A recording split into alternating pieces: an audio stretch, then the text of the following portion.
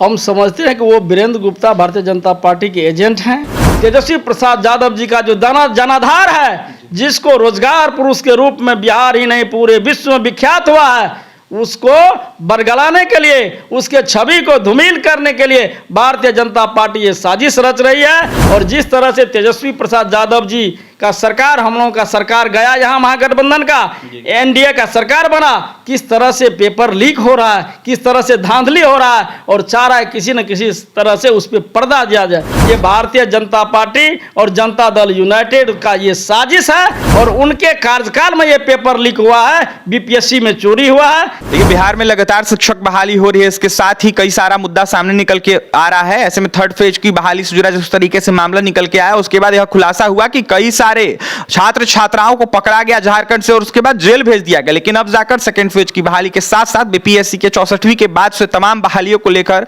सवाल उठने लगे हैं। ऐसे में हमारे साथ बात करने के लिए राजद विधायक चंद्रहास चौपाल जुड़ेंगे, बात करेंगे। चंद्रहास जी, कैसे देख रहे हैं वीरेंद्र गुप्ता नामक एक माफिया ने न्यूज चैनलों के माध्यम से आकर बड़ा बयान दिया है। उस वीरेंद्र गुप्ता का यह साफ कहना है कि जिस तरीके से 64वीं के बाद से बीपीएससी के द्वारा बहाली की गई है, उसमें काफी ज्यादा घोटाले हुए हैं। कैसे देख रहे हैं?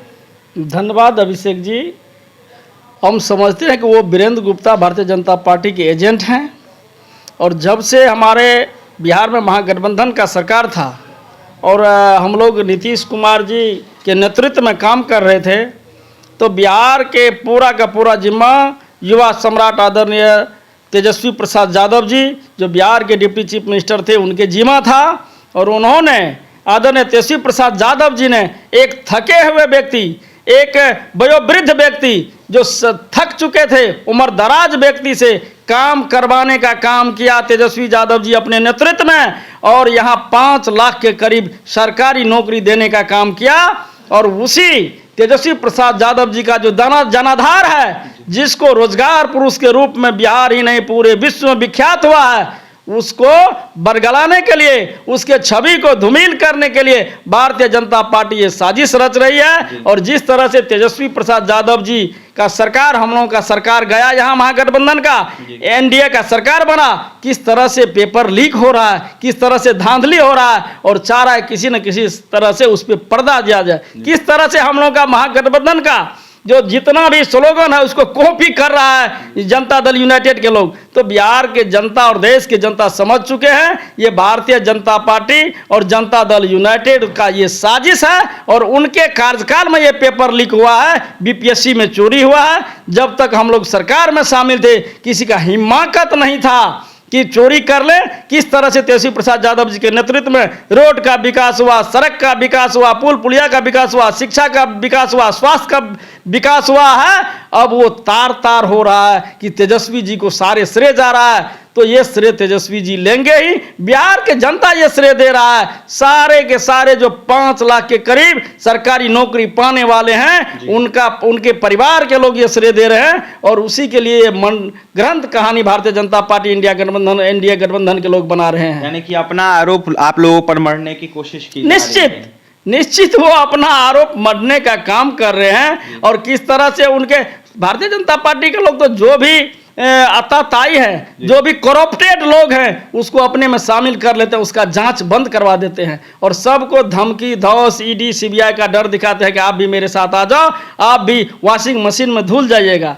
तो इस तरह से ये जुमला चलने वाला नहीं है। हिंदुस्तान के तमाम जनता अब समझ चुके हैं कि ये देश को बेचने वाला है, देश को गिरवी रखने वाला है। और एक आदमी पर 14 में 45,000 रुपया कर्ज था, अभी 1,15,000 रुपया एक आदमी पर कर्ज है। सारा का सारा पूंजीपति का लोन माफ कर रहा है, गरीब लोग तरस रहा है, त्राहिमाम है, किसान रो रहा है। देश पे दिल्ली के जंतर मंतर पर देश के मान सम्मान को बढ़ाने वाली बेटी रो रही है। किस तरह से मणिपुर में कारगिल युद्ध में शहीद होने वाले परिवार को बेइज्जत किया गया, सारा का सारा चीज भरा हुआ है। इसलिए हमारे इंडिया गठबंधन के तमाम नेता पे ईडी सीबीआई जांच कर रहे हैं और भारतीय जनता पार्टी का खेल खत्म हो चुका है। यूयू लगातार जांच कर रही है बिहार में, जिस तरीके से पेपर लीक का मामला आया। यूयू सेकंड फेज की बहाली को लेकर भी जांच कर रही है। आपने बोला कि सब साजिश रचा जा रहा है, लेकिन अधिकारियों की जांच की बातें हो रही है, मांगे हो रही है, लेकिन अधिकारियों की जांच नहीं हो पा रही है। आप क्या कहिएगा, मांग कीजिएगा अगर सच्चाई है पेपर लीक का मामला आया है तो? क्योंकि अभ्यर्थियों के द्वारा भी सवाल उठाए जा रहे हैं। चंद्रहास जी, नहीं, जांच होना चाहिए,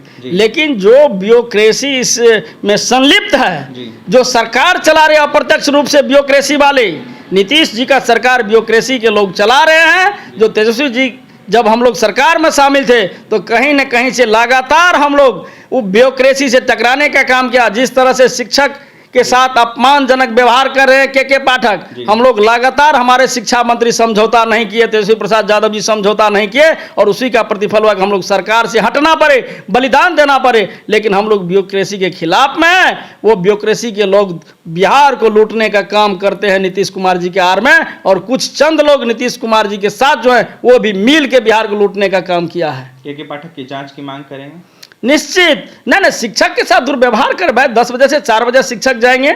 अब होली के दिन शिक्षक को स्कूल में रहने का आदेश दिया गया। मुख्यमंत्री जी से हम लोग आग्रह करते हैं कि आज संवेदनशील व्यक्ति हैं, इस तरह से अन्याय शिक्षक के साथ नहीं करें, शिक्षक को दबाव में नहीं रखें। हमारे आने वाला ननिहाल देश का भविष्य है। बिहार में IAS IPS जितना मात्रा में जाता है, जिस तरह से दबाव दे रहा है, गरीब का बेटा सरकारी स्कूल में पढ़ता है, लेकिन शिक्षक को तार तार करके के पाठक जी उसको पठन पाठन से दूर रखने का काम करते हैं। ये अन्याय हो रहा है शिक्षकों के साथ। देखिए, अन्याय हो रहा है शिक्षकों के साथ। ऐसे में न्याय की मांग कर रहे हैं चंद्रहास चौपाल। यह साफ कहते हुए नजर आ रहे हैं कि जो तेजस्वी यादव के साथ सरकार थी, ऐसे में तेजस्वी यादव ने काफी काम किया, और जिस तरीके से आरोप लगाए जा रहे, मढ़े जा रहे, कहीं ना कहीं ये NDA वालों की, खासकर बीजेपी वालों की साजिश है। जिस तरीके से अगर फर्जीवाड़ा का आरोप लग रहा है तो ऐसे में जांच की जाए, उन लोगों की जांच की जाए जो बीजेपी में खासकर हैं। ऐसे में जो अधिकारियों का नाम आ रहा है उसकी भी जांच की मांग कर रहे थे चंद्रहास चौपाल। वहीं क्या कुछ कहते हैं आपने सुना है। बहुत बहुत धन्यवाद।